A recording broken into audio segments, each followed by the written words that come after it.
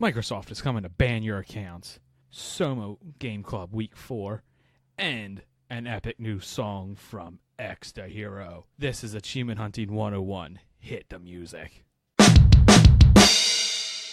My little pony, my little pony. My little pony. I used to wonder what friendship could be. Until you all shared its magic with me. Big adventure, tons of fun. A beautiful heart, faithful and strong. Sharing kindness, it's an easy feat. And magic makes it all complete. You have mine. Do you know you are my very best friends? Hello and welcome to Achievement Hunting 101. I'm FuFuCuddilyPoof and thank you for listening.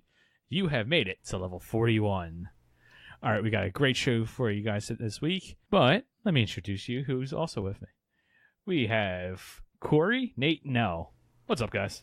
Whoa, Corey and Nate now. Hello. Hello. Yes, quick intro. Let's get this over with. Let's get the show on the road. Nate, Dun, dun, dun, dun, dun. how's your week going? It's going all right.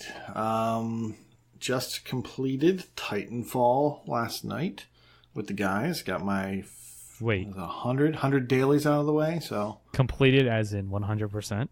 completed as in 100%. Nice. Donezo. I did not realize you actually completed it. Yeah. I missed that. Left all those Congrats. slackers behind. I don't even remember who they are. But, I got caller ID on, and I'm just not answering anything. So Titanfall is done. Right now, ever since about 1 or 2 p.m., I've been running an idle boost. So I don't know if they're still using that or not. But, that's going on. And then, I also played some Sundered this week. Now that Titanfall's done, and last week Titanfall was pretty much winding down for me, I moved on to some other games, so some Metroidvanias and things. Ran into some issues with Sundered. I was trying to clean that up, and they patched it on the 2nd, and I just completed my Corrupted run with everything I wanted to do there. Getting 100% of the perks and things like that. And after I completed it, thankfully, I started my Uncorrupted run. I picked it back up again. And I did one thing that got me an achievement, and I took a break, and I came back. And when I came back, they had updated it again. This was on the 3rd. And then my save files were gone. So I have no access to my save files, which is fine for my Corrupted run because I was done it. But if I hadn't been, I'd have been pretty upset. As it is, I'm probably going to have to do my my Uncorrupted run from scratch again. But I had only gotten, I want to say 2 abilities at that point. So Maybe that's a feature of Corrupted runs. It corrupts your save. yeah, that's weird. Yeah, I probably should have done the Uncorrupted run first. Now that I'm thinking about it, Literally tells you what it does. I've been doing that on the Play Anywhere, so the PC. I've opened a support ticket, and I'm talking with them, and they're actually suggesting I go and play it on the Xbox. So I may end up having to do that for my other run. Like playing it like from scratch, not like your saves in the cloud or anything. Yeah, I don't know. They need to get my permission to get my save. Try to get my save from the cloud. Your permission. That's what you're on the phone for. Yeah. Well, yeah. I'm only doing it over email, but so that's an ongoing saga, and we'll see where that goes. What about you, Elle? Hey guys, I played an amazing game this week. You want to hear what it is? Burnout. No, like an actual amazing game. Halo. Bird Game Plus. Damn it. Borderlands. Alright, there's about a million Wait a games, minute. so instead of us sitting here trying to name them all off, Just name every game that I've ever played. and No. also I don't WWE feel like 2K6. looking at Guacamelee 2. Yes, Wakapeil 2. I played a good game. Sorry, it took me a while to get there, but yeah. Yeah, it actually had been a while, and we jumped back into Guacamelee 2, and I think we're nearing the end. What is all That the is sign so about? January. I know. I know, right? I don't want to say what part I'm up to for spoiler reasons, but I think I'm close to the end. Did you beat that one boss before the other boss? Ooh. but not after that one boss. Did you get a wrestling move? I got all the wrestling moves. Okay. And you did buy all the upgrades. I did see you unlock that. yes, and we defeated a vehicle more than once. Oh. I got that reference after I Yeah, looked it I up. You get that reference. did. Oh. Shocked. Yeah. He's a humble guy. I feel like there's less Easter eggs overall, but what they do instead is they just give you instead of little Easter eggs in the background, they give you parodies instead, like parody worlds and parody parts. Does that make sense? Yeah, I see that. So got some Yeah, I Guacamelee totally done. know what you mean. And for RTDL, I had a little ditty called A Semblance Oversight. Oh my. So you'll be happy to know that there's no crazy timing thing like there was in the first that's nice. game. However, I went through There's always a however. I had issues with the achievements popping for me, and the first 4 achievements did not pop for me, but I didn't realize they were supposed to pop because I was using the text walkthrough, and the first 4 achievements are just kind of clumped together at the end. And then I realized none of my achievements are popped. But then I did the next sequence of achievement, which was all the endings, so all those popped before the opening stuff, so it looks like hacks. And then I followed Cheater. Macca's guide and cleaned that up. TA staff, ban them. So I did a lot of that. Yes, and going back to Burnout, playing a lot more of that as you mentioned. I have all the online done except for getting the 50 arrivals. And as we Nice. speak, there's a session going on in TA to do that. So I'm going to just sit in lobbies and hope people smash into me for rivals while we're recording.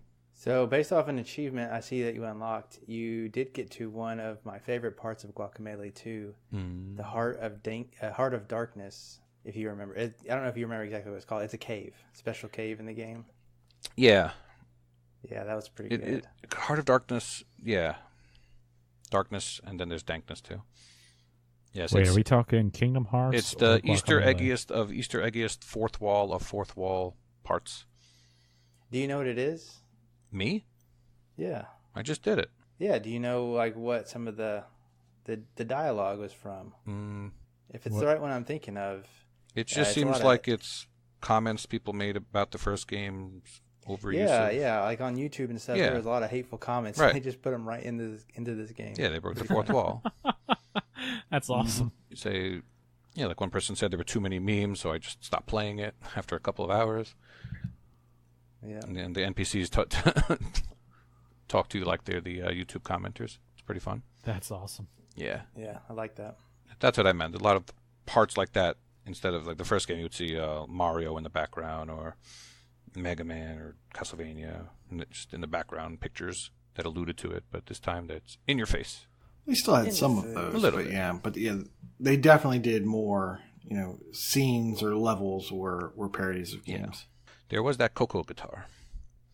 I do remember that. That was a thing. Oh yeah, That was a thing. Your famous, quote unquote famous find there. It was famous. And there's some MST3K references also. Yes, They have the in the chicken zone. Tom Servo and the other thing, If you say so. the birdie. I took a bunch of screenshots. There you Anytime go. I saw something, I took a bunch of screenshots. So I'll have to find out where I put those. Don't send us any screenshots. Post them in the Duck pics. Discord. Chicken Send pics. them to Michelle. Okay. Corey, how's your week been? Well, my week has been extremely productive. I have focused on RTDL. If you remember, last week while we were recording, the list did drop. And, well, I have unlocked, I just need to double check. I've unlocked 14 of my 25 achievements so far. Boy, you're going hard on that. Whoa. I'm going very hard on that. That's right. And I'm not slowing down. So I've spent the week, pretty much how I've done any time I've gone hard at RTDL. You just pick your game, you play it till you get your achievement, and you stop.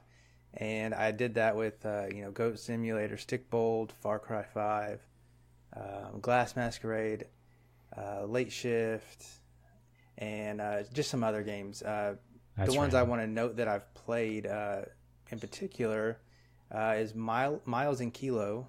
That's this semi-new runner type game, and it gets pretty difficult. I had to get through most of the campaign, but it was nice to actually experience the game more than just a dive. And in honor of that, actually, I'm going to give away a couple copies in the Discord. Ooh. We've been sitting on them, and you know what better time than now. How nice of you. So yeah, listen out for that. The other, I want to know 2 more games that I played because of Real RTDL. quick. Yeah.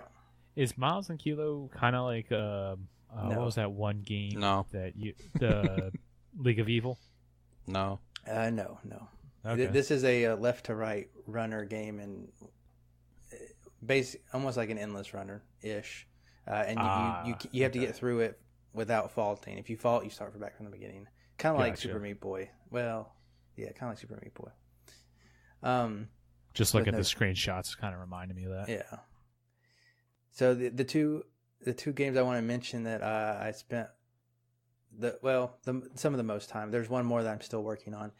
One is Spheroids, and that one is actually a play anywhere game that I experienced the same thing that Koosh did with Sundered. I played this on a business trip once on my PC, and I got halfway through the game, and then the next day my save was gone. I had to restart the thing, and I didn't have any motivation to do so at the time, but RTDL had the last level achievement in there for me, so that forced me to play it, and I went ahead and got the completion on it because I was right there. So that was nice and a benefit of RTDL sometimes. Another benefit was that it put the hardest quote unquote hardest achievement for a Metroidvania game that I've only dived, and that's Teenage Mutant Ninja Turtles: Danger of the Ooze. Now, it's the hardest achievement because it's a speedrun achievement. The game has 3 of them, and they all stack, and this was the fastest. So I played this game for the first time, start to finish, in under an hour game time.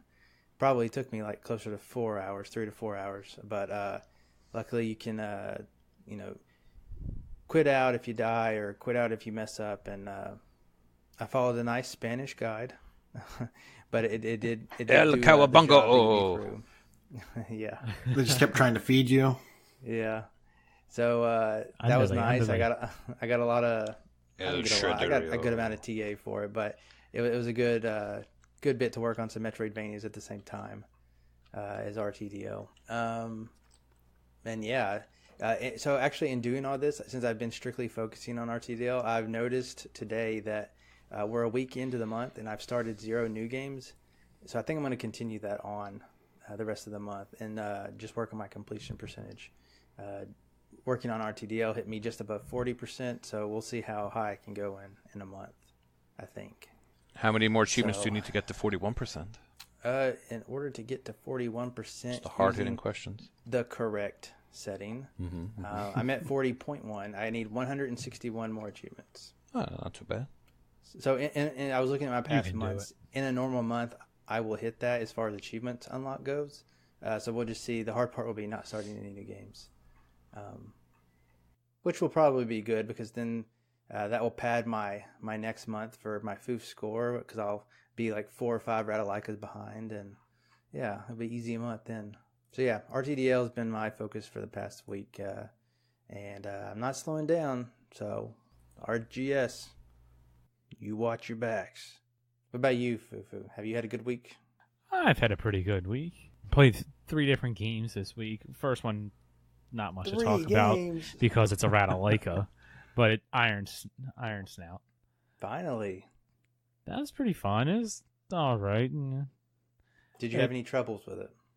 No. I mean, the one achievement to hit a wolf into the tree branch, I had absolutely no idea how to do that, so I had to look that up. But other than that, no, not really. It was just left, right, up. I mean, just easy game. It's Ratalaika.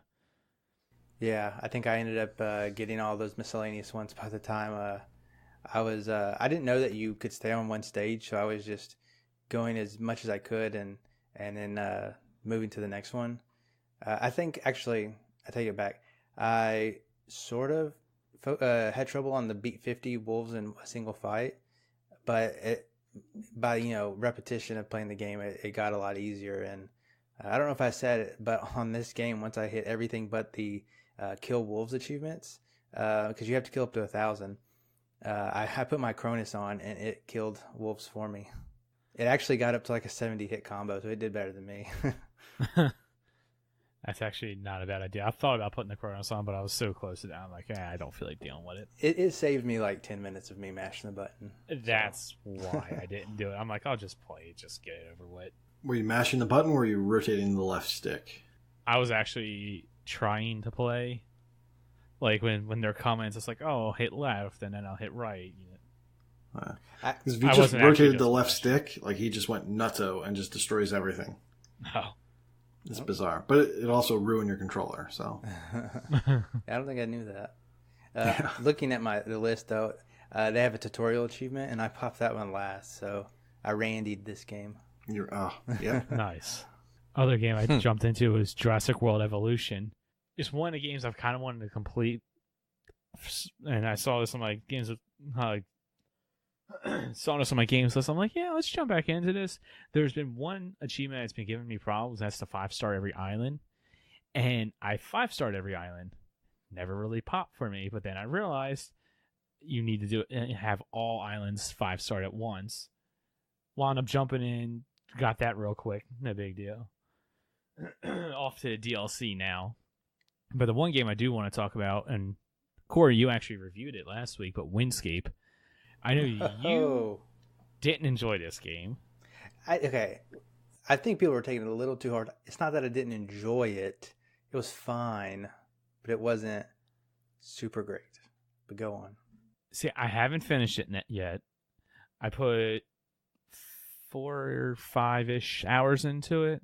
So you're probably halfway done, or maybe a little bit more than halfway. Looking at the achievements, I would assume about 65%-ish done.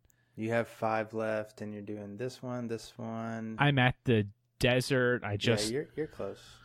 I was actually really enjoying it. I like these type of games. I really enjoy them. This was up my alley. I mean, obviously, it's incredibly basic. I was talking to Chip in the Discord. This seems like a Skyrim on a $12 budget. That's the best way. Nothing about this is just like, oh my god, look at that. Graphics are real plain. There's not a lot of crafting or whatever, but I still enjoy it. I enjoy the gathering of the materials and making things out of it. The one thing about the game that drove me nuts was that area in the desert with the floating platforms. Do you remember that? Yeah, there's four floating platforms. You had to jump from one to the next to unlock a switch to open a gate. Was it in a temple or in a? I believe it was in the dungeon. Temple. It was definitely in the dungeon. I believe it was in the temple. Yeah, I mean, I think there was one room. Hated that part. Yeah. And it had like the spikes underneath. Horrible. Yeah. I did have a little bit of trouble with that one, but. I probably spent 10, 15 minutes in that room. I could not get the jumps down that. It was probably about the same for me. Yeah. But other than that, I'm enjoying the game. I hope to have that completed here real soon. Well, you know how to cheese one of the bosses coming up, and crap for the bow for that. Yeah, I can give you some tips on the last boss if you need it. We'll see. I'd like to know how you feel after that. Is because it Ganon? That's when you're getting if you're getting to the turning point is how I would say it. Okay. That's a different game. For me. I know what game it is. Oh. It's Link. I meant Turning Point. Don't do a spit take. Hey, I have a PSA, guys. Ooh. Corey, pay attention to this. Beep, beep, beep, beep. Yep. What's coming up on Sunday, Corey? Super Bowl. My mom's birthday. Super Bowl. You are bad at sports ball.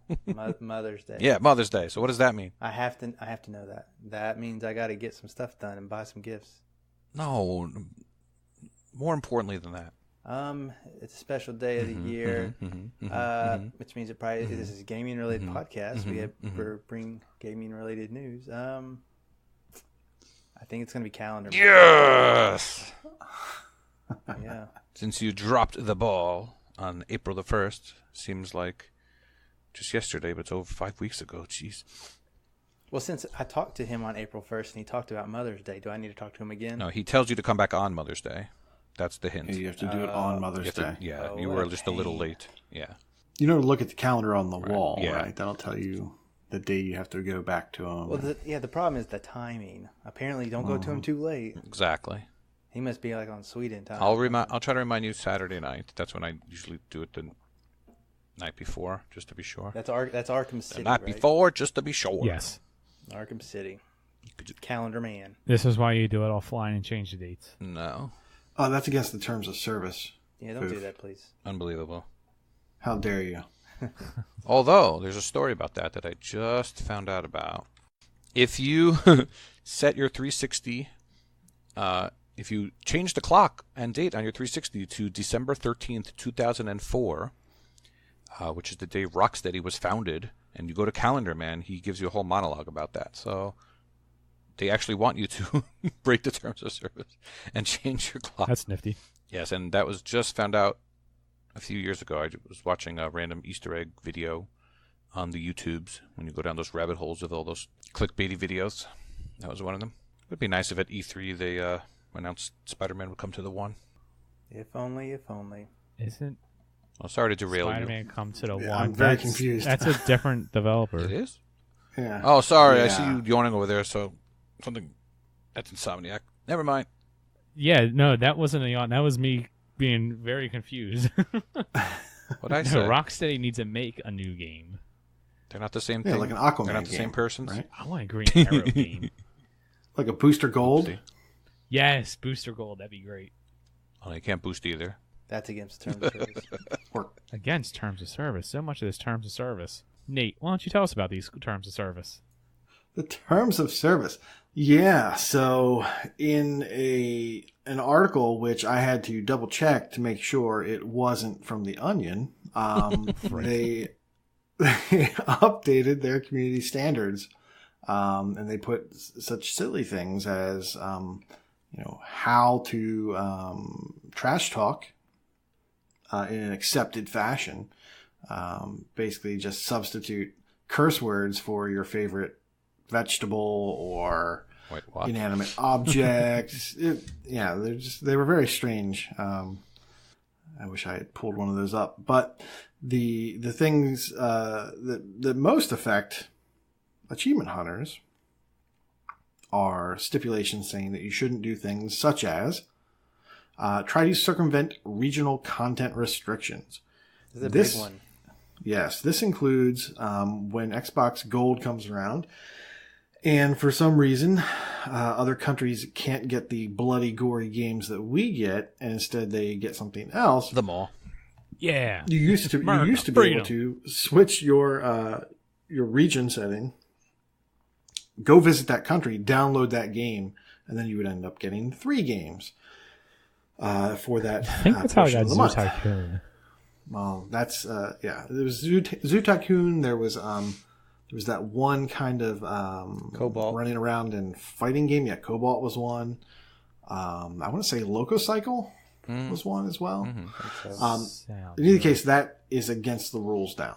Also, I'm sorry to tell you, X, but visiting Turkey to get your games for cheap is probably covered by this as well. So, yeah, do it your own But risk. Apparently, Turkey is keto, though, so that's okay. Let's see. What else did they do that's kind of right up our alley?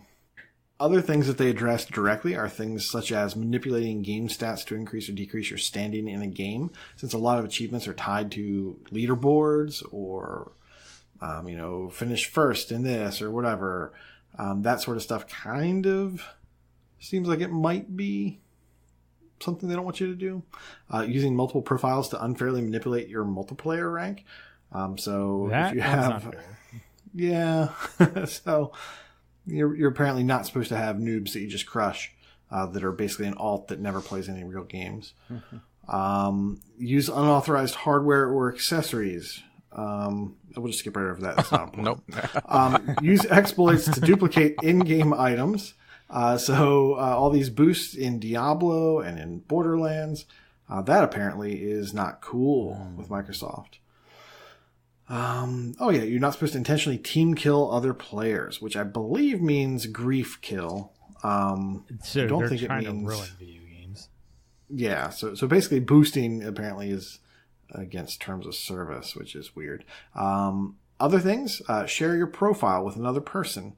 So I was under the impression that game sharing was something that they wanted us to do and that they taught us how to do. And now, apparently, it sounds like it's against the terms of service. I think those are the big ones. And then just for laughs, go look at how they tell you how to trash talk, because I'm sure that's... It reads like an Onion article. It's that. Oh, and goofy. definitely don't. You know what you say? Definitely don't play a game before its release date. Oopsie. If you want don't to do trash that. talk, just say, your mother was a hamster and your father smells of elderberries. Oh, nice one. Say hello to your mother for me. Well, what about Yeah. the other big one that boosting? People think is going to be. People are going to be scared off of that. Yeah, I thought that was covered by the one of those other ones, inflating your rank. But You use multiple People- profiles Killing. to unfairly manipulate your rank. Yep. yeah, but people Yeah, were flipping out so- over that stuff. Yeah. Well, I think it's gonna shake down to are they gonna enforce it? No. I mean, I think these things. I didn't check, but it sounds like the sort of stuff they wouldn't have wanted you to do anyway. Yeah, I a don't lot of think it's it's really gonna change the way. a lot of it's common sense, and probably I would imagine would have to be stuff that was there before. What comes to my mind initially is how would you even know with some of these things? How do you Yeah. know? Like, I don't really know the process for duping in Borderlands, but I think it has to do with you coming into somebody's game, you dropping the gun, and then leaving. Yes, you drop the That gun could- and then dashboard, because then it's the gun's on the ground. You dashboard before it saves, and then it's And like your error. save file is still intact, and the other Right. person's How would they know? I mean, So I'm not familiar with Borderlands, but I know that in Diablo, the way they generate their unique items, it's across multiple different stats that they can have. So it's pretty rare to find an item with the exact same stats.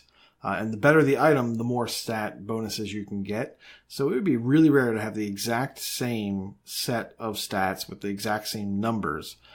They could track that. I They guess could they figure could have that out. serial numbers, Yeah, they could do that too. Did you see that? I think it was in Get a your related honor article. registered. I think there was a related article or comment where someone was talking about how they really enjoyed their job of embedding serial numbers in the rings of the image Yeah. from the blades. So I what they would do saw is that. That is insane. yes, that's pretty crazy. It's like digitally watermarking your dashboard image so that when you share that, they know who you are.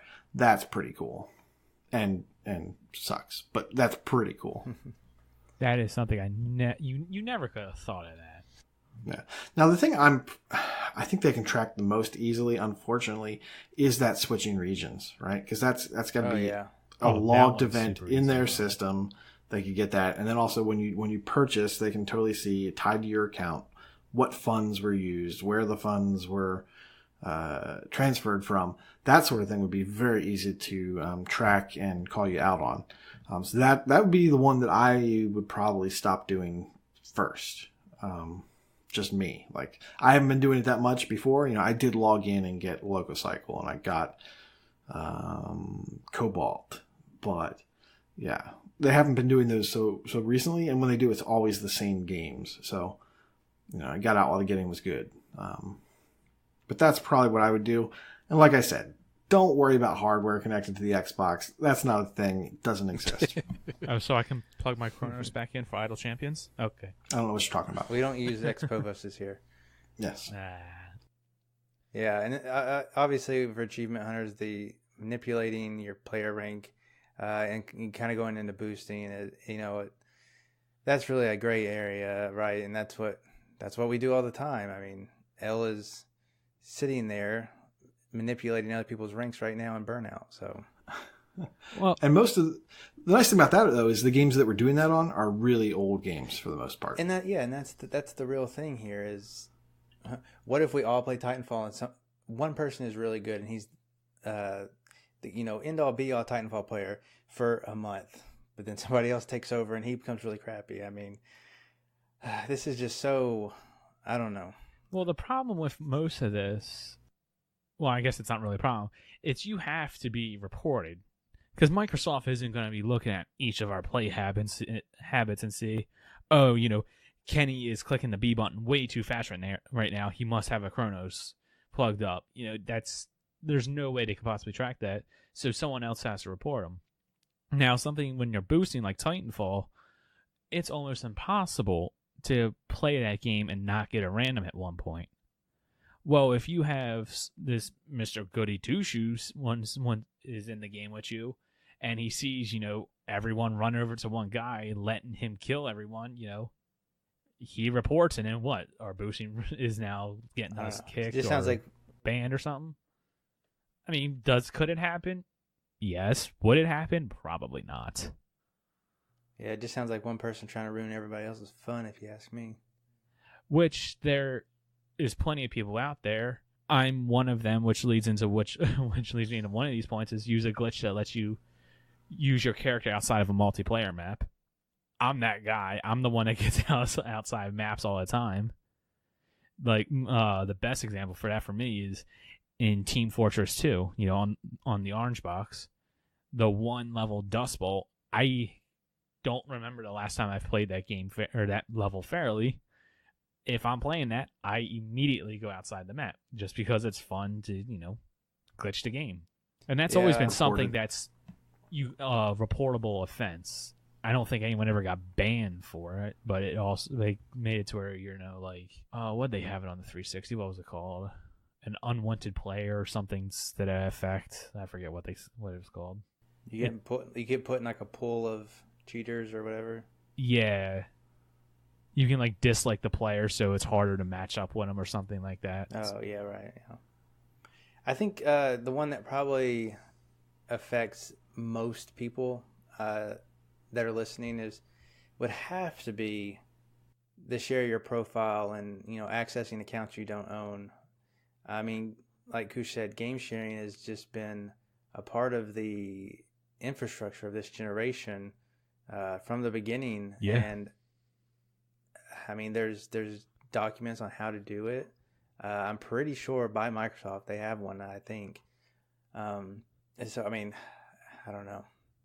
It's a scary thought to think that your whole account that you've invested a lot of money in and a lot of time in can just be gone for something that might seem relatively, dumb. I don't know. It kind of puts things in perspective, but at the same time, it's how far do you want to push it? Because until you hear of this being taken on by somebody else, do you want to push your luck? Yeah, no doubt on that. I mean, like you, Fufu, you are legitimately using it like I think that they intended to. You have a couple Xboxes in your home, and you want to be able to just purchase the games once. And so, I mean, what if your wife wants to access a game that's on your account? I mean, technically she's accessing an account that she doesn't own. Is that a ban, Yeah. I don't know. It goes against what I thought they originally were setting it up for. Yeah, I don't think we're going to see anyone get called out on this, but it's definitely something. Who knows? Let's see what happens in the next year. I mean, we'll have to watch Reddit for those. Oh, my account's gone posts. I would imagine game sharing is okay. They're not going to do anything. They're not going to ban anyone or whatever. I would think that this is more in effect for those people who have one account and 10 people use that account or something like that. Gross. No, terrible. Nobody does that.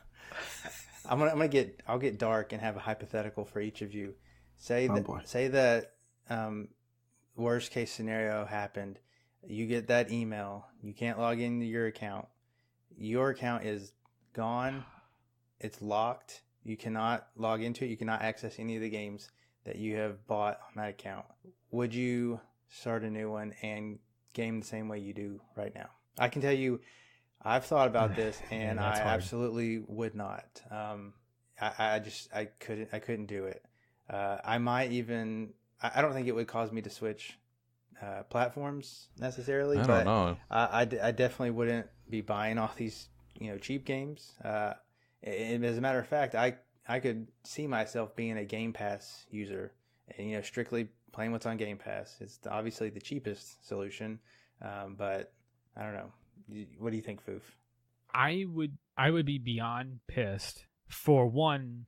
Not for the biggest thing that would make me angry is I wouldn't be able to have my gamer tag back. I want FuFuCuddilyPoof. Like, I love that name. That's original, and I've had it for the 10 or 11 years, however long I've been on Xbox. I've never changed my gamer tag. I would hate for that to get for me to lose that. As far as the games, and I guess this is one of the perks with the way I achievement hunt, even though you all like to make fun of me, but I play the games that I like to play. I enjoy achievement hunting, but I also enjoy gaming. So I'm not sitting here banging my head up against the wall playing all these crappy games or spending 1,200 hours in like Grawl 2, for instance, for a single achievement. But then things like Spyro that you've already played, that you already got achievements. Achievements don't matter. You don't want to lose access to Spyro. That's where I was about to go. I was about to go with that. The nice thing about also the way I buy video games is a large portion of my games are physical. So, I still have that physical library. I can, if I decided to create a new tag, I could still go back and play them. I can get a whole bunch of my completions that I have now, like the Spyro, well, actually not Spyro, like the Elder Scrolls. I have Skyrim and Oblivion on disc. I could get them again if I so choose. But games that I've bought digitally, like Spyro, I would imagine I'd want to play that again sometime in the future. Now I have no access to that. Yeah, I'm pissed at that. Yeah, physical definitely helps circumvent that fear. Yeah. But in this largely digital age, it's an issue. That is, and especially since we are going to an all digital age. Not this coming Xbox, the one that will probably be seen at E3, but I would imagine the next console generation, we won't have a disc tray. Like, it probably will be all digital. And if you want to use your physical library, you have to get a CD tray to plug into it or something via USB. Yeah, I mean, like I said, I would be most angry about my gamer tag. What about you, El? Yeah, I'd like to say that I would do things differently, but I probably wouldn't. Your 6-year-plus streak is gone. 6-year streak. Oh, Would man, you start a new streak? 15, 16 years of Xbox Live. Yeah. Thousands of dollars in video games. DLC, maybe not season you. pass. Well, you're going super worst case, right? They wipe out all your digital purchases. Oh, yeah. Everything. Oh, yeah, great. Because I used Cronus. If I had to do it over, I would probably focus more on AAA games, I think. But 100%. I tend to enjoy co-op gaming the most, obviously, and multiplayer gaming, and chatting with people. So I don't think that would stop. Yeah, and I would definitely play more computer games like on Steam or whatever, or PlayStation games. I wouldn't just be all Xbox. Maybe this wouldn't be such a bad thing. Oh boy. Because I play Spider-Man. All right, you've been reported. Done. What about you, Koosh? You haven't answered yet. Worst case scenario? Would it change the way I play? Would it change the gamer score? I feel like I haven't really been going for gamer score in a while. Mostly it's just getting games done and on my tag. But I guess now my tag is gone. I have a large physical collection that I've been meaning to go through, so maybe I'd focus on that some more. I don't think it would stop me from gaming. I don't think I would switch to PlayStation or anything because I've just got this huge green wall back here of Xbox discs. So, no, I don't think it would change too much. Yeah, but I would definitely switch my gamer tag to FuFuCuddilyPoof. That's the only viable solution there. Yeah, that's the only option. Well, going from the darkest of days and taking away your gamer score, let's talk about giving you more gamer score.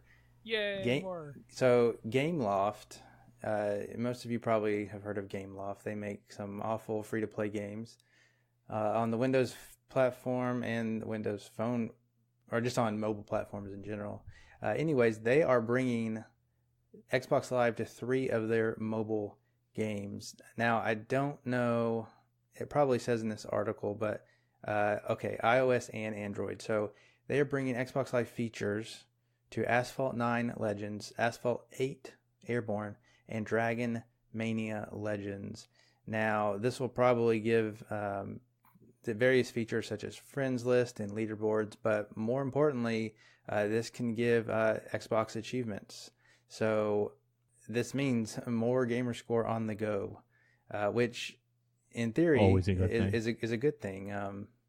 In practice, it might end up pretty bad. I don't know. Does anybody have any thoughts on mobile gaming achievements? It just makes me laugh because Gameloft, they have the worst track record with Xbox Live achievement integration already. Naturally. And so when it says that they're bringing it to mobile games, I'm like, great. So you're going to fix your old games? But I think no. I think they're just going to break new games. You're talking about the Windows Phone games? Yeah, I'm talking about the Windows Phone games. I think I'm talking about the PC games. Yeah. Like didn't they do the Minions game? Minions Rush or Minions Endless Runner?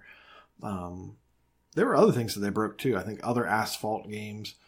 And then there was a kind of a WoW clone. I can't remember what that was called. Might and Magic or something. That sounds like it's familiar. a bigger. Yeah, I think that's a bigger product that's not Gameloft, but it's something similar to that. But I mean, when I started, it was just like playing WoW, but on a phone. So really bad. And then I think the achievements have been broken for it. So yeah, so I just find it kind of funny that they're bringing Xbox Live to mobile games. I mean, I don't really play a lot of mobile games. I play a few. I would love to have achievements in all of them. I've never played Asphalt. I have no idea. I mean, I assume it's just a racing game, but Yeah, it's a racing game. boring. Yuck. Who cares? Dragon Mania Legends. You know, I'm going to look it up now because I'm kind of curious. That one is kind of resource management, kind of I like it. kind of like Clash of Clans-ish, but no battling, I believe. No battling with other people. If it's the one I'm thinking of, but... Yep, it looks like a fantasy Clash of Clans. Yeah. I'm sure you guys have absolutely no idea what this game is. Nope. But if anyone out there knows, it looks like Summoner's War, kind of. It looks like Summoner's War, and it actually kind of looks like... what was the other Dragon game? Well, okay. It's a mobile game. Whenever someone has an idea, there's always 10,000 clones of it. It's the exact same thing. It looks like Dragon City, Dragon Legends. It's just another management game, it looks like. What was the old one? Tap Zoo. Same thing, just reskinned. Which, I mean, that's cool. Dragon Mania Legends, you know, if I can get achievements in that, I'll download that. I'm up for that. Does it say when it's coming? Let's see. I don't think so. But even if we don't like... It's just something to look forward to. Even if we don't like these 3 games, obviously, that opens the door for other titles. Yeah, that is definitely the big thing, is the door's open for more. The collapses of the world and the notable short Windows Phone games. I think the other thing to think about with this is if you want mobile games to have achievements and to be tied to Xbox Live, support these 3. You know, if a whole bunch of people jump on it, log in with their Xbox, maybe it'll incentivize them to put into more games, or for other companies to add it in. I would have a counter argument to that, and that would be pay to win. So, I mean, these games are usually free to play and heavily microtransaction based. So, would you really want to support games that are 200 hours completions, but people pay $80 to get the completion? I don't know. Depends. There are free-to-play games, or pay-to-win games that are not egregious. Game I just mentioned, Summoner's War. You get lots of their good currency in that. You can actually play that without ever and do relatively well. Obviously, you do better if you pay for it, but you can actually do well without ever sinking a dime into it.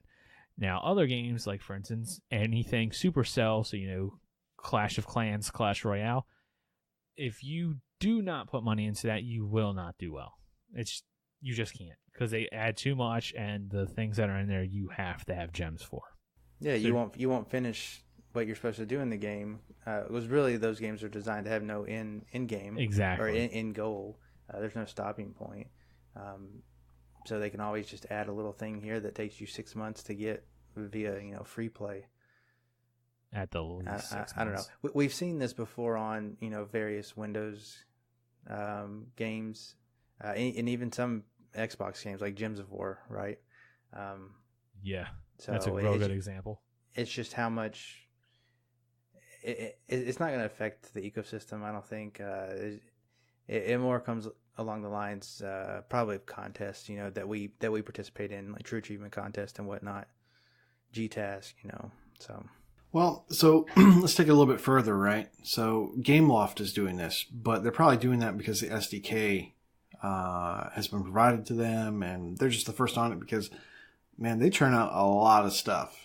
Gameloft, they're really busy with all their mobile stuff. So let's say a good developer starts putting out games they actually want to play, like match 3 games and brain teasers or puzzle games, those sorts of things. Would that be more enticing, and would that change your opinion? I would probably welcome those games more. Yeah, I wouldn't mind Puzzle Xbox game? Live and like a Candy Crush. Ooh.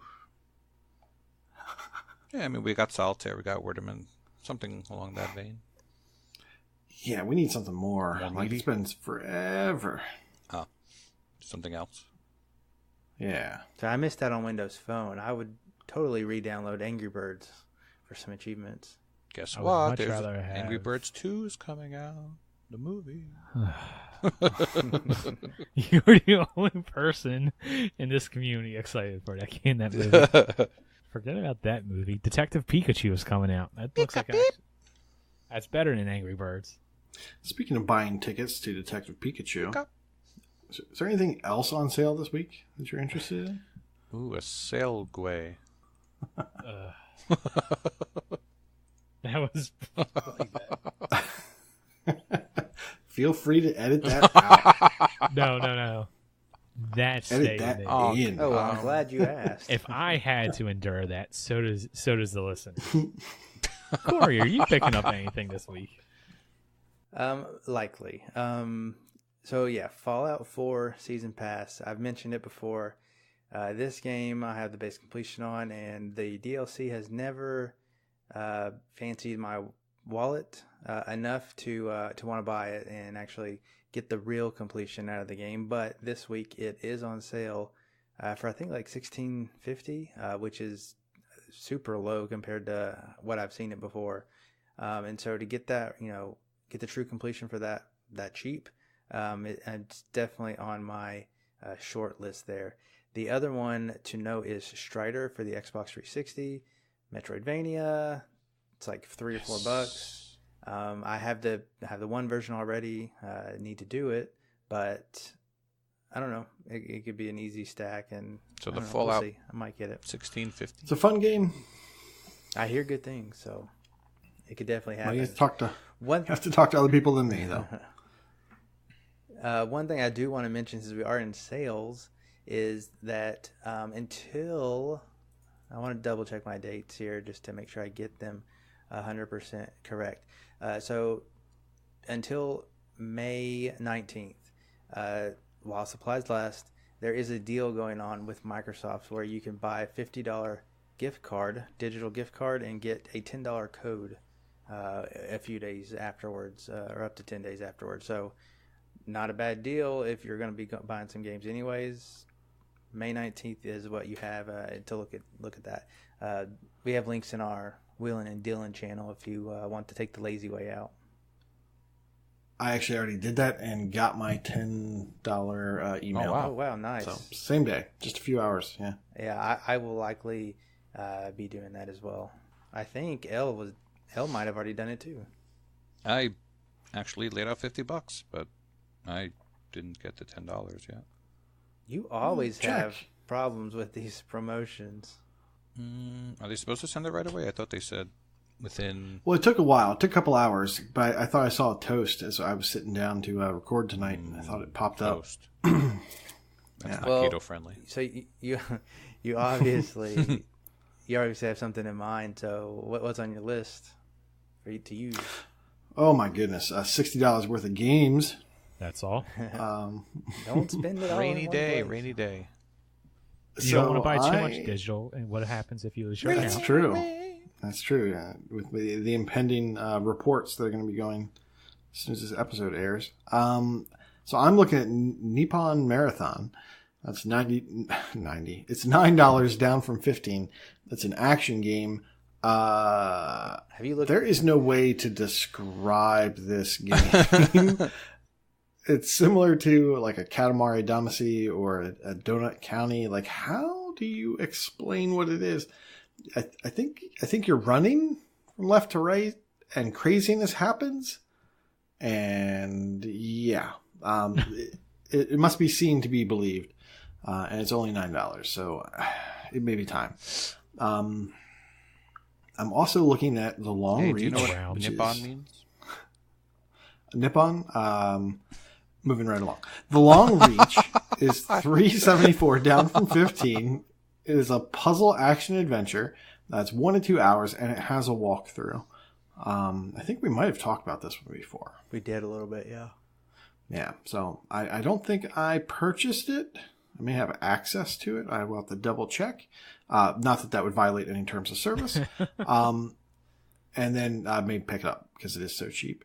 I don't want to take up all the time, but I would like to mention one other game that I've got my eye on. I won't be picking it up now, but I'm hoping by the end of the year, Capcom will go for a steeper sale. It's Onimusha Warlords. I really liked this game when it first came out. I think it was the PlayStation. That was where Onimusha came out. Yep. Yeah, it's $15 down from 20. It's not that cheap yet. I would love to see a 50%. If it hits that, then I'm definitely just going to snag it. 8 to 10 hours. But yeah, so I'm keeping my eye on that one. What about you, Elle? Well, Nippon, in case you were curious, means Japan. Oh. You're expecting a wise arse remark, but nope. And it's funny that you mentioned Onimusha, another Japanese game. So I've decided to pick up something decidedly American. America. Puyo Puyo Champions. Which of course, nice. But that's not on which of sale. course Is it is on the sale? very well. No, but Corey asked. It's asked. on sale I know it's not for on this sale, podcast. but Corey asked what to buy with the money. So I was going to be a nice guy and buy that for Michelle, since she buys most everything else. That's against the terms of service. Surprise. No, you can gift. Okay. That's legal. Is it against the terms of Okay. service that I used Fair. your credit card to get the $50 in the first place? Not Microsoft terms of service. You better hurry up. I know she's had her eye on that. I'll make her wait for it. But it looks like there's a Capcom sale and an Activision Blizzard sale and DLC sale. Just lots of sales, but nothing really Cha-ching. caught my eye. The Fallout 4, was that $16.50? It just sounds like so much. What is that? But I guess it's a lot of content, I assume, right? That's a lot. The season pass is normally like $50. Jeez. Jeez. I was thinking you were going to mention the Sunset Overdrive. Oh, I have a funny story about that. Oh. I said to Michelle, "Ooh, the Sunset Overdrive season pass is on sale."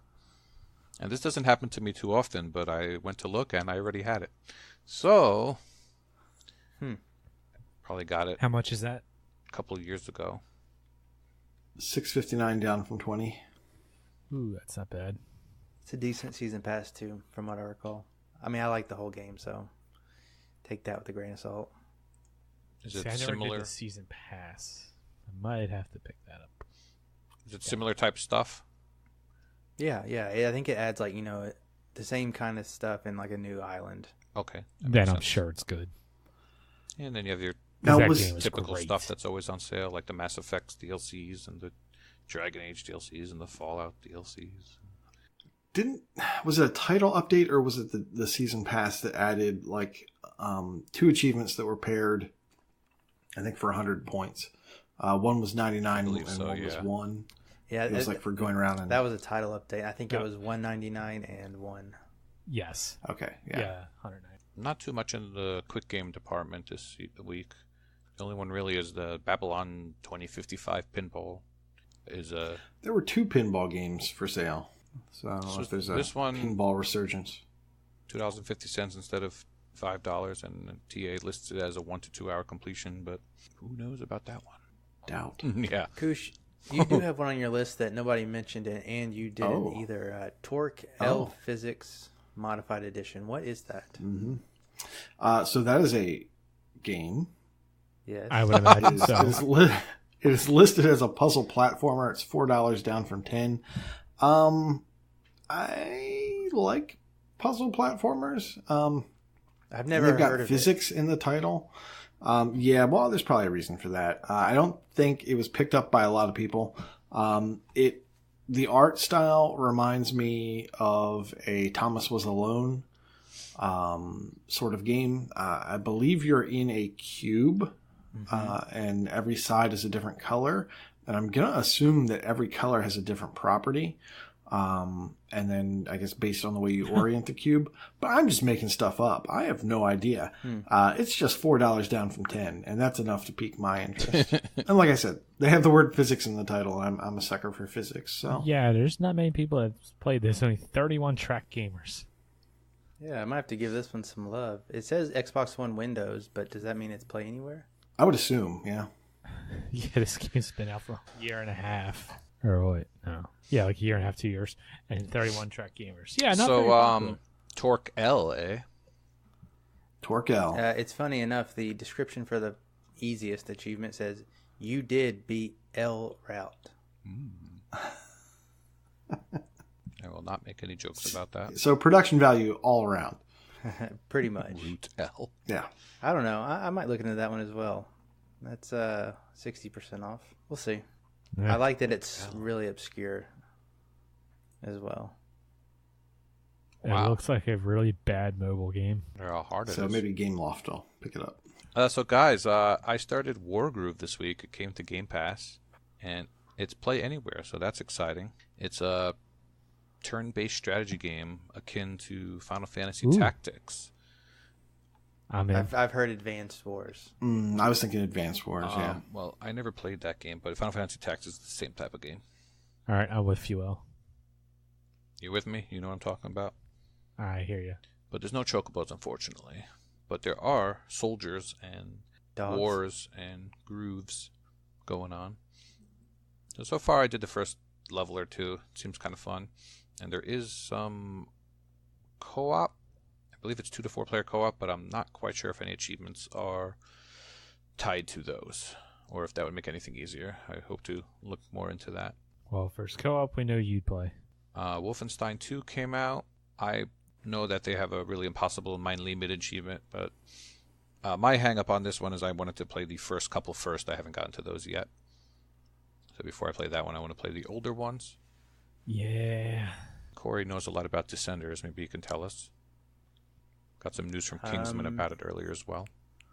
It's a good game. Our correspondent on the field, Kingsman, has notified us that there are some messy achievement progression glitches with some of these. I think he mentioned that there's some unlock X amount of items achievements, and his tracker was not going up after a certain time, and they were off by each other. So there's obviously some glitchy achievements in there, but he has gotten in contact with the developer, and a patch is already in certification. So that should be fixed relatively soon, maybe by the time you listen to this. So don't let that stop you from enjoying this fun game. I will start it next month, since I'm not starting any new games this month. Darn So in me. other words, he'll start it in a week and a half. No, I'm sticking to my guns. Can I get that full combo?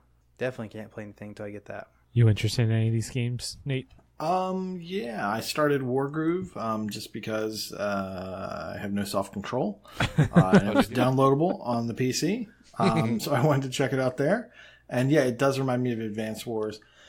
Something I forgot about those types of games or Final Fantasy Tactics if if you're wrong. But these games take a long time. I had forgotten how long the turn-based matches could go. I was just on like the second or third board where you first get, I think, archers.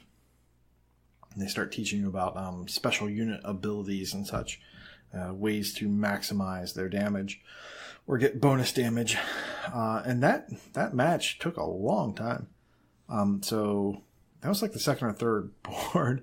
So I'm a little worried that it is just going to take a lot of time down the road. But it is fun, and it is, if I don't have my Xbox with me, I could definitely see being at the beach or wherever and just having a laptop and just this being the thing I do at night to kind of get my gaming fix going. So, and Descenders, I am looking forward to trying out. I know very little bit about it. I believe that it has to do with motorcycles and jumping off cliffs. So Descending. I'm almost close. It's bicycles. Oh. And there's ramps. I don't think there's any cliffs, though. There could be. Oh, but there is cooking, right? There might be a stove pot thing. That's why I said they world. That's why I said they ramped up the difficulty before. Oh, yeah. So I'm pretty sure I know everything about it. So yeah, I'm looking forward to trying that. So I'm looking on the app, and I don't see it, but you remember last week that For the King game is supposed to come out on the 10th, but it said Game Pass users could do it on the 7th? Yes. It's the 7th today as of recording. I don't see it, but they lied to us. That's coming out as well. It might not launch on the Xbox until the 10th. We'll see. Dirty liars. All right, well, let's get into our contest corner. First contest we're going to talk about, as always, is the BCM/Freeholes Challenge. This week is to complete a game with any form of gambling in it. Corey, let's start with you. What game are you going to complete? Well, I'm glad that you started with me because I had so much trouble coming up with this one. So I went with probably a stolen guess here, but Borderlands 2.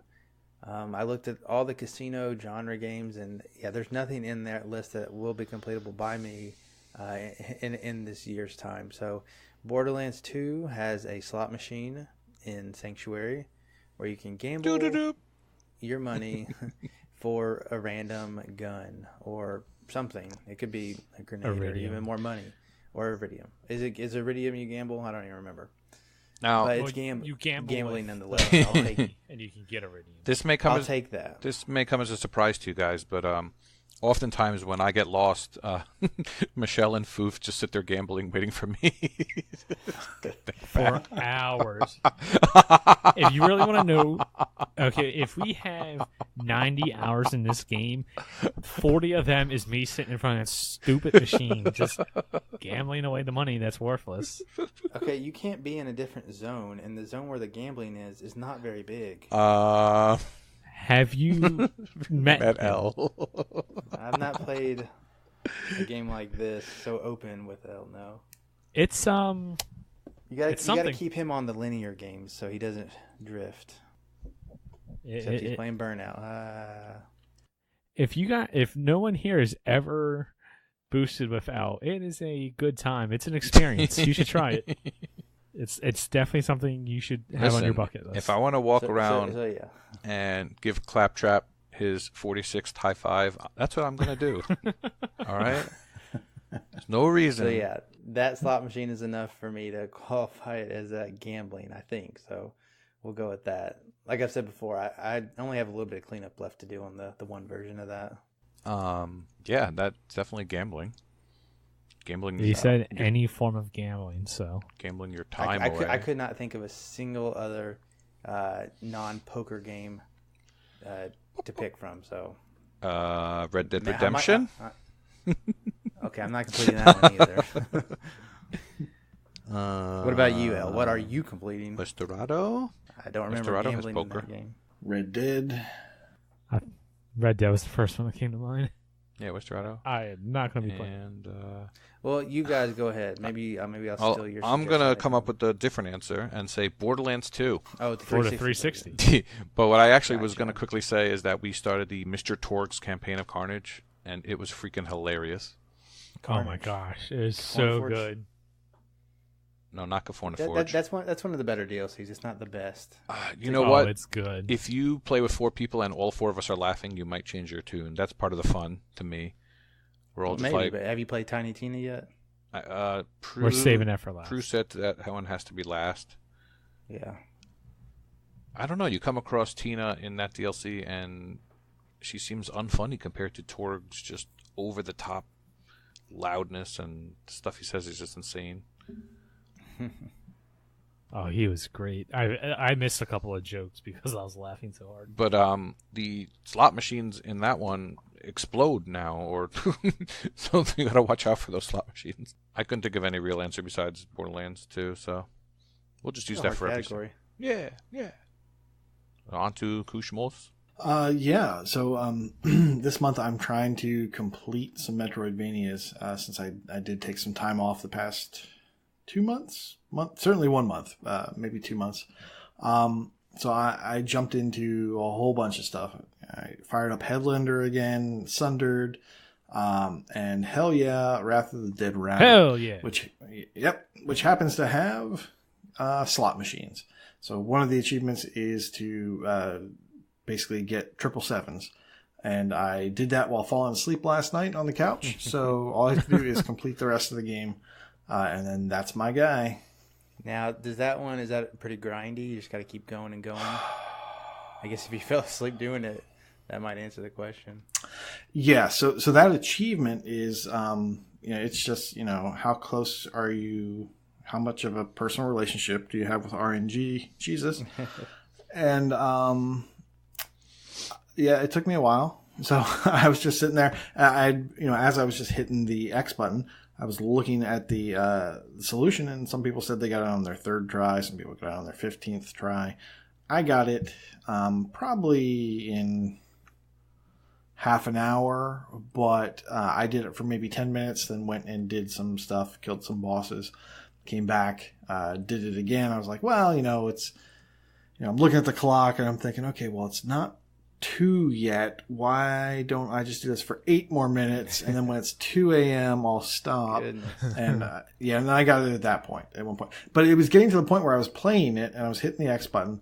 And then I realized a minute or two later that I hadn't done anything and that my eyes were closed. So I was like, oh, geez. Okay, well, let me try this again.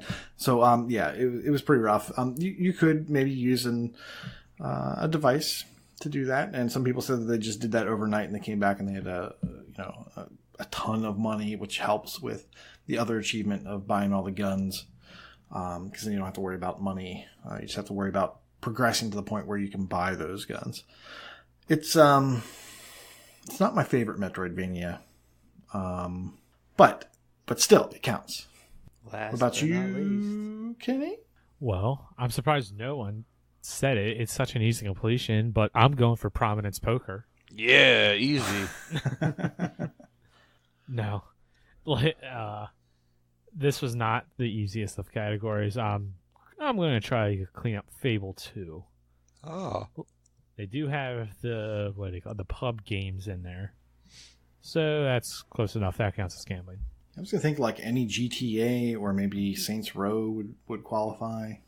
I would imagine there's gambling in Grand Theft Auto. But I have There's no darts. idea.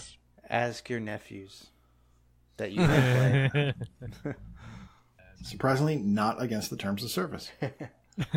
Well, All speaking of gambling, we took a gamble and took a challenge from the RGS podcast for RTDL. And as of recording, May 7th at 11 p.m. Yankee time, Team Achievement Hunting 101 is ahead by the score of 50-36. Yeah, suck it, Real Gamer Score. Whoa. Can't say it. Yeah. The podcast. Wakapeil has 15, rawkerdude has 14, I have 10, Michelle has 7, and Elroy OMJ Slacker has 4. What the L? With the RTDL.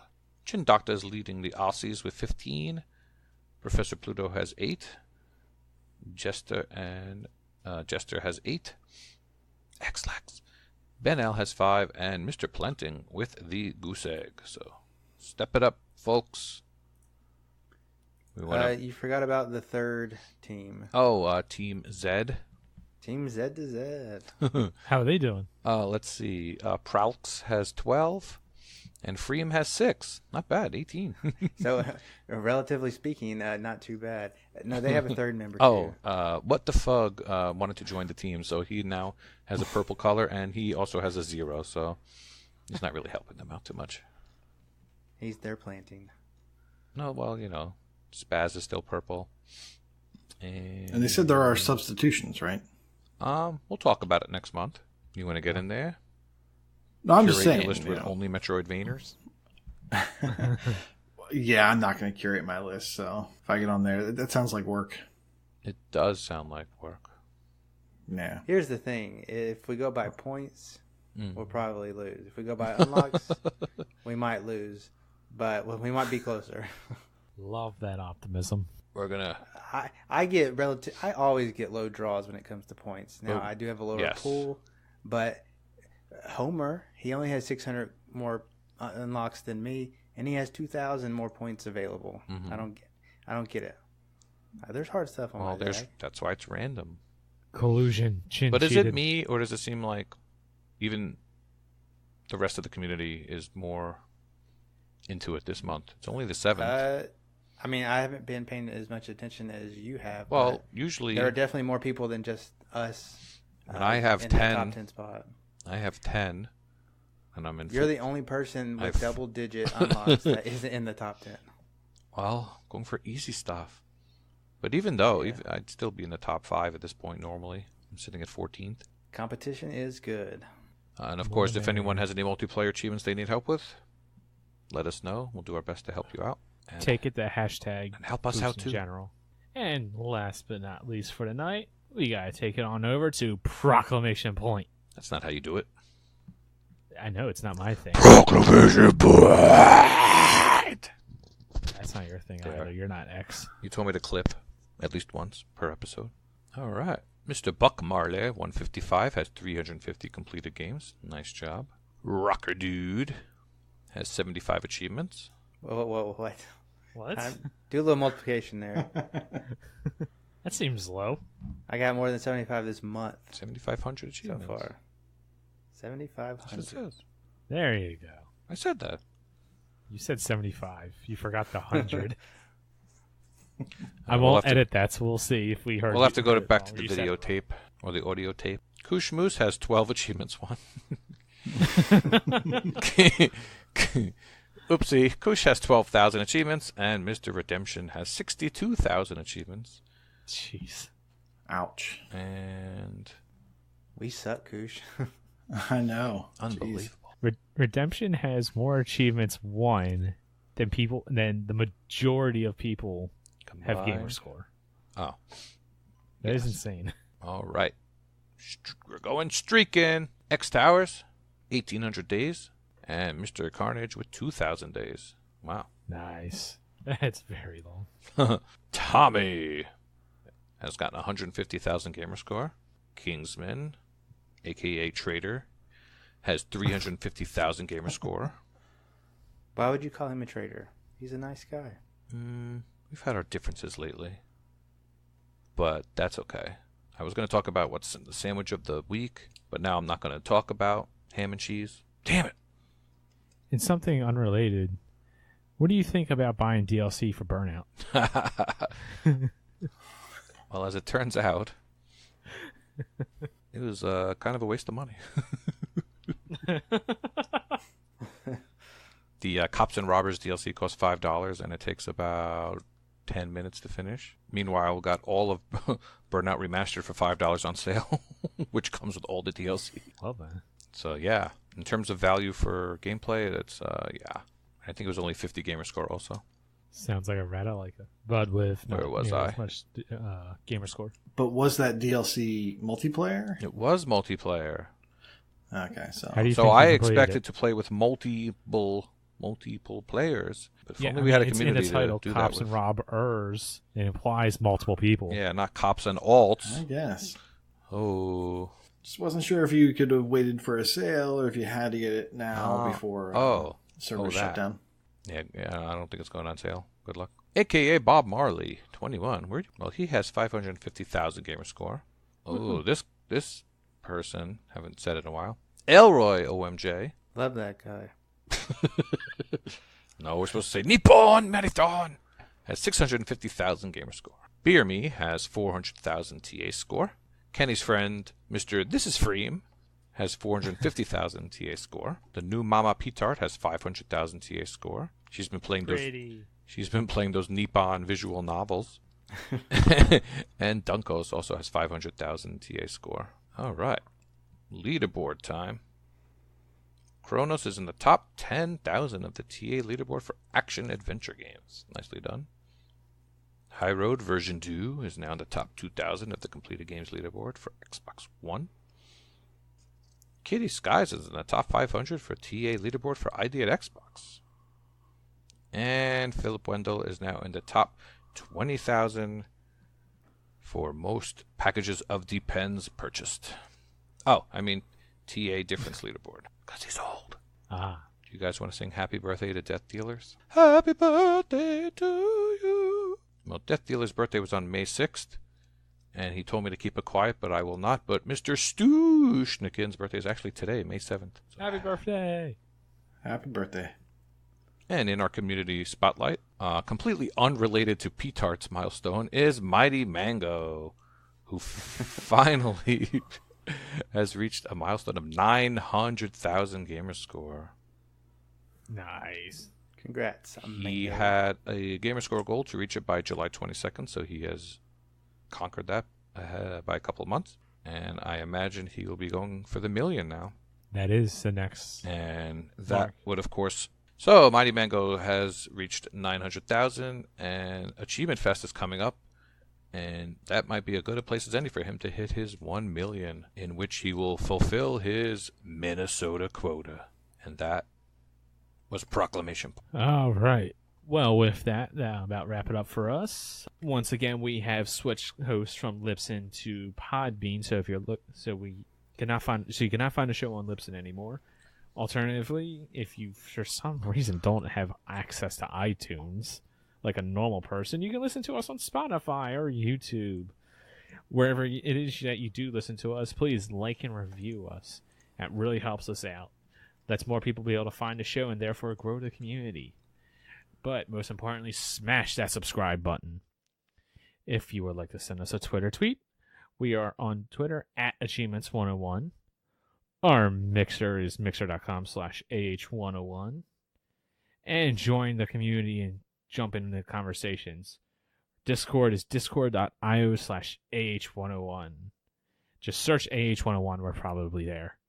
All right, guys. Class dismissed. Talk to you next week. I don't want to get some sun. I just want to get some Chivos all day long. Hello everyone, I'm Wakapeil, and this is week 4 of our SOMA discussion, the penultimate episode. Last week we got flushed out into the sea, and I heard that Dinobull was actually glad to get out there. Yes. For once. Yeah, I was at the time. I also have BenL72 with me. Hi there. So, we're flushed out into the sea. Our objective is to find a new diving suit so that we can go down into the abyss without getting crushed and send the Ark or the Matrix into space. We are heading for Omicron, where the suit is supposed to be located. After a brief walk, we find the station. Unfortunately, it is in lockdown and is covered in biohazard signs. There are corpses outside with a team that were attempting to get inside but failed doing so. Catherine also mentions that the WoW's primary directive is preserving humanity, and that it doesn't seem to share most humans' definitions of humanity, or life for that matter. To get into Omicron, you have to lift the lockdown in a small room outside of the main station. In the room you find a corpse of someone who seems to have gotten a shot to the head, or his head has exploded and doesn't look good. And you can't read his mind for some reason the way that you have been able to do with all the other corpses that you've found around the place. It is then explained to you by Catherine that all the humans down on the stations have black boxes in their heads which store information, and this is how you have been able to read the minds of dead people. Although it doesn't give any satisfactory explanation yet why several of the ones you find here you still can't read or get a kind of null signal from, as far as I could figure out. The black boxes have all exploded. I must have missed some. It is explained that the WoW has overloaded the black boxes, killing everyone. There were some bodies I found that had heads still, and I couldn't read those either. There are notes around explaining that the black boxes have been acting up, and people have been feeling rather bad until they overload and explode their heads. Some more gruesome than others. I got part of that. I got people having migraines and the signal in the black boxes, but didn't realise their heads had exploded from that. Yeah, if you looked around and see the bodies around the station, you notice that many of them do not have a head at all. They are missing. Some of them just have their heads half missing. A lot of headless bodies. Mm-hmm. That's explained a bit later in the episode, that the WoW has been overloading the black boxes, and they can't really tell why. They are speculating that it has something to do with one of the researchers called Johan Ross, who arrives at the station but is dead. Before you get into Omicron, the main door malfunctions. You have to go through the back door where there's a brief platforming section. Inside Omicron, there's a strange creature that sort of semi-invisible. It pops up from time to time and tells you strange things, and the first thing it tells you is that you need to stop it. And it's not clear what it is that you need to stop, if you just need to turn around or if you actually have to stop something. Also, it seems like there's like messages popping up on the screen now. I don't know if it happened on that early in the level or this playthrough, but I remember seeing like at one point I'm being on a computer and it popping up "We suffer" like on my screen. Yeah, there are a lot of glitched in messages when you look at computer screen this time. Throughout the station, every time you interact with a console, it gives you a message for half a second or so from time to time.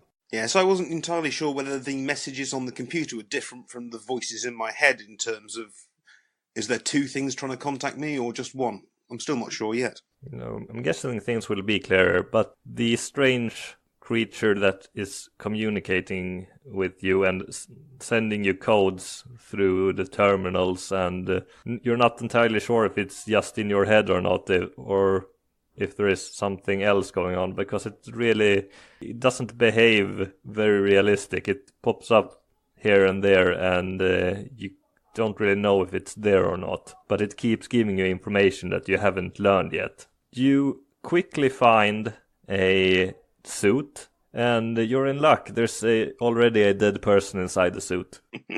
Oh, that part was nasty. Simon is not very happy about the plan Catherine comes up with. You cannot put the suit onto your body. You have to put your mind inside the suit the same way that Simon currently is. And to do that, you need to find a Cortex chip, some structure gel, and a battery pack. So you wander Omicron looking for those things, all the time getting new messages that tells you to stop the WoW. There are some bodies lying around that one person especially is is full of gears and fans and other technology in his chest, half alive, like. That one was strange. Yeah, and you cannot communicate with it, but it makes some very strange noises while you pass it, but it doesn't seem aware of your presence. You also found a lot of drawings and crazed writings telling you that the WoW is in alpha and that it needs to be destroyed. Take the gel to alpha, I think was one of them. Yeah, there's also some more information about alpha, not directly. It just seems to be the workers do not know if it actually exists or not. It seems to be very hush-hush. So there's some kind of secret project going on there.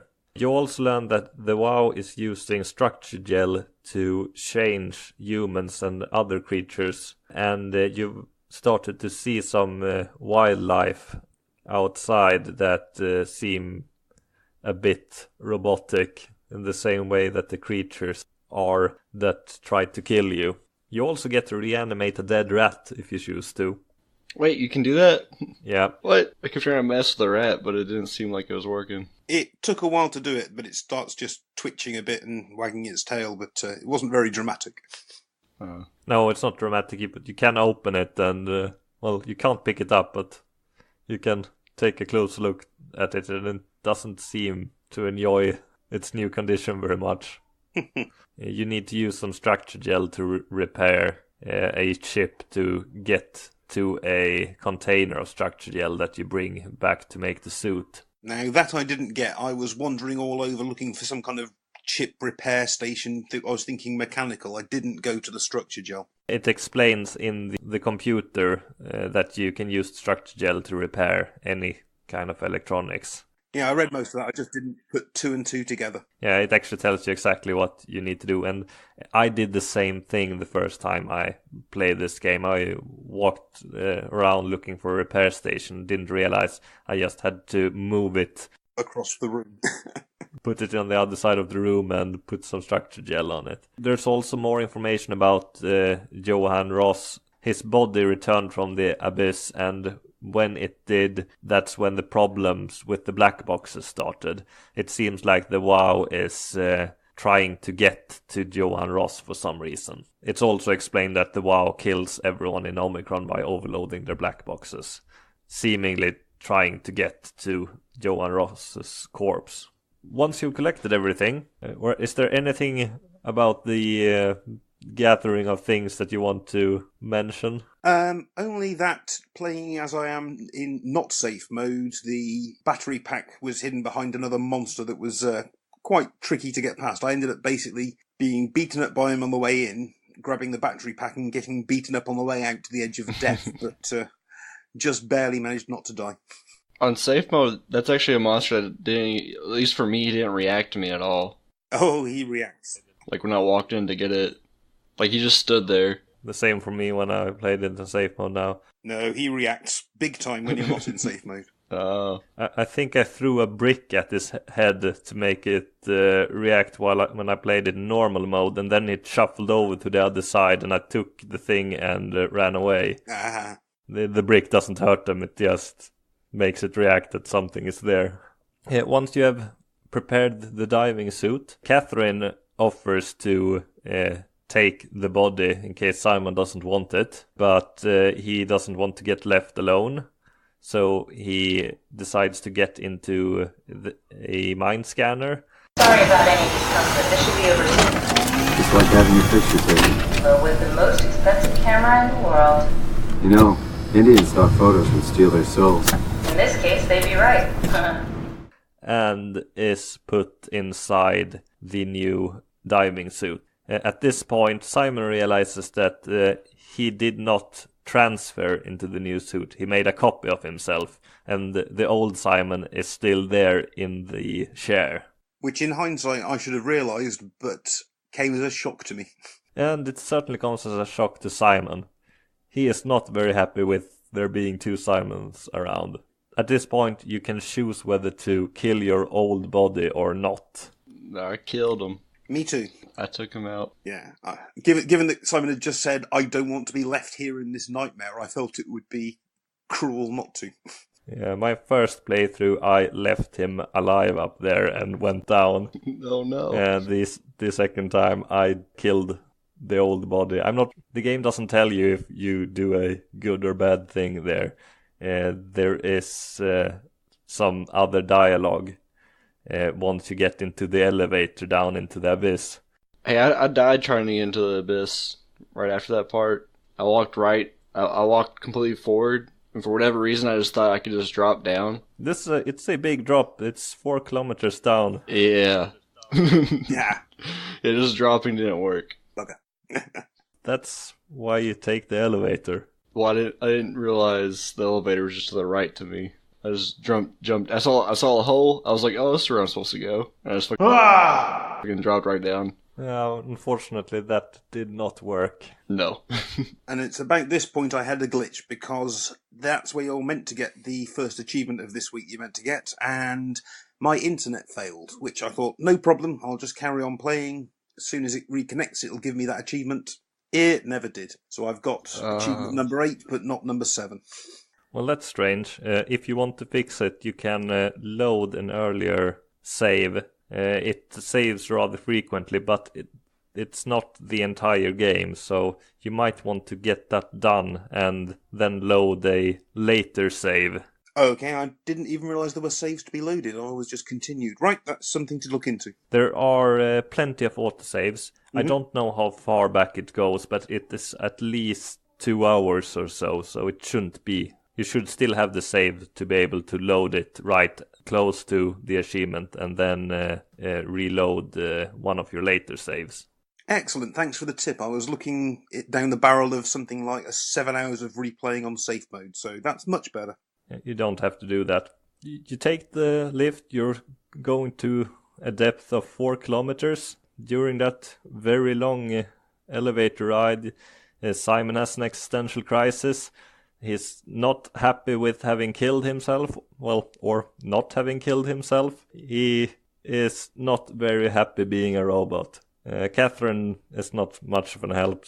She seems to like her existence. Or at least is completely unconcerned with any spiritual aspects. Simon is worried about a queue of himself lining up at the afterlife and saying, sorry, the bloke who got here 100 years ago is the one who gets in, the rest of you don't make it. You also called her a monster right before the elevator ride, so she's not being very responsive either. Mm-hmm. No, she's not. She is, she tries to. When Simon asks Catherine to comfort him, she just straight up said, I don't want to upset you. And then Simon convinces her to just talk about anything, and she shares a story from her life that doesn't really have anything to do with anything. While you're going down, there's a brief power outage where you have to just go up and flip a switch to get the elevator going again. The visuals on that part was nice. With the glowing jellyfish, yes. Yeah, yep. When the power outage happens, they reflect a little bit more about what it's like getting pulled in and out of existence. And Catherine just says that, she barely notices it. She just goes down for a moment and then starts up somewhere else. You also get a visit by a monster in the elevator. He drops down onto the elevator, knocking out Simon, and then dives down into the abyss. And it seems like that is Johan Ross, the guy that the WoW was trying to... The WoW tried to get to Johan Ross's body for a while, but you're not entirely sure why. It seems like Ross really wants to destroy the WoW. And he also seems to have a plan for you. I think he says, fantastic, you made it, or something similar, and I'll go ahead and make preparations. Yeah, and he keeps showing up from time to time, but then just disappears. When you get down, things are very dark. Yes. You can't see a lot, and when I played it in safe mode, I barely saw any wildlife. I know that there are a lot more, and they are quite aggressive when you play in normal mode. Yes, I got hit by a few fish. It didn't seem very life-threatening, but I did run away quite a lot. This section is very linear.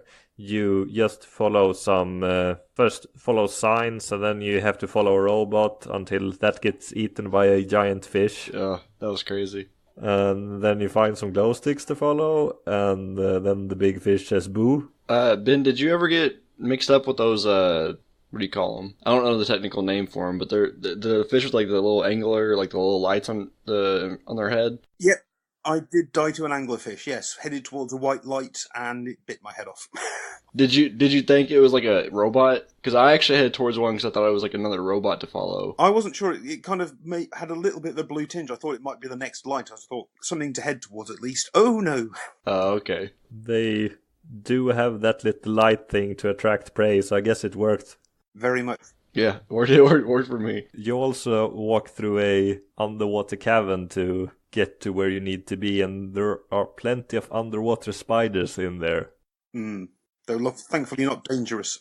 No, I don't think they can hurt you, but they look creepy.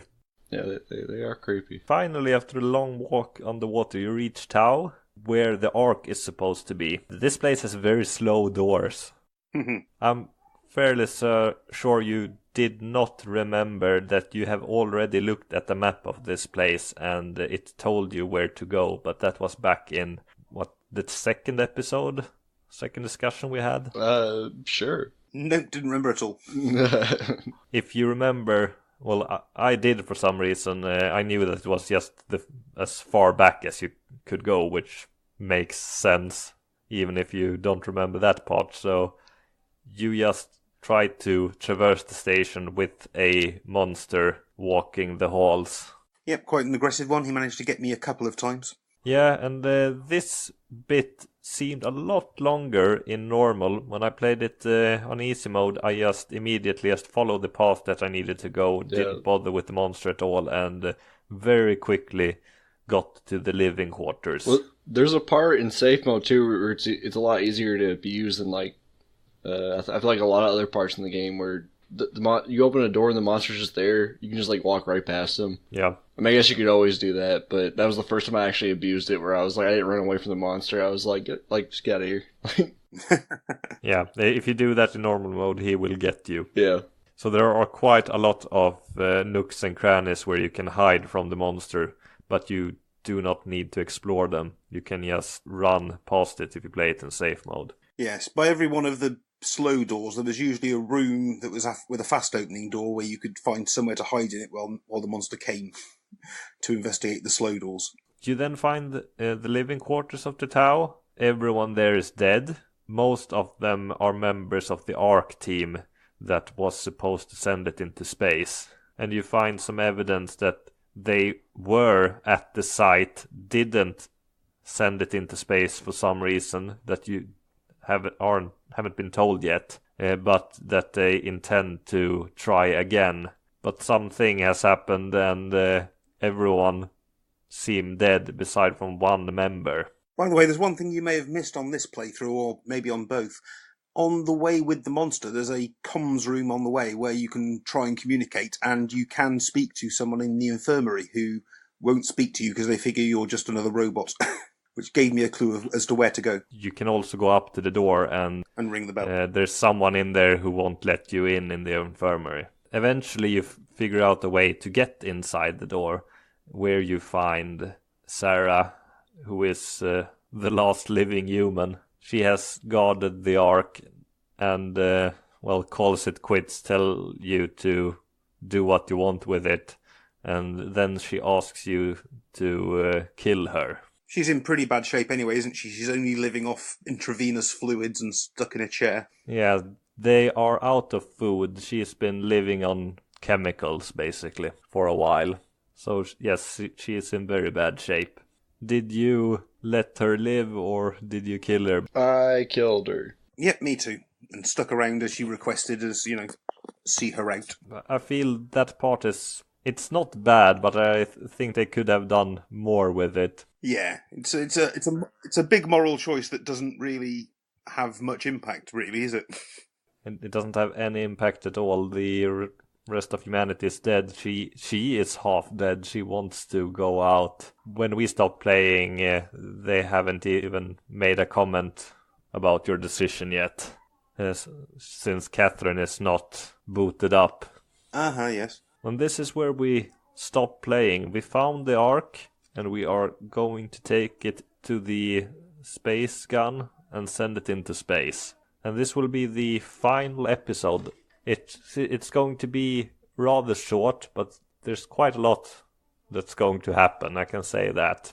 Next week we will probably be talking a bit more about the themes of the game and what you thought of it and any other thoughts we've had over these 5 weeks. Okay, well, I'm looking forward to seeing how it all wraps up. Sunshine and rainbows, I guess. That would seem unlikely.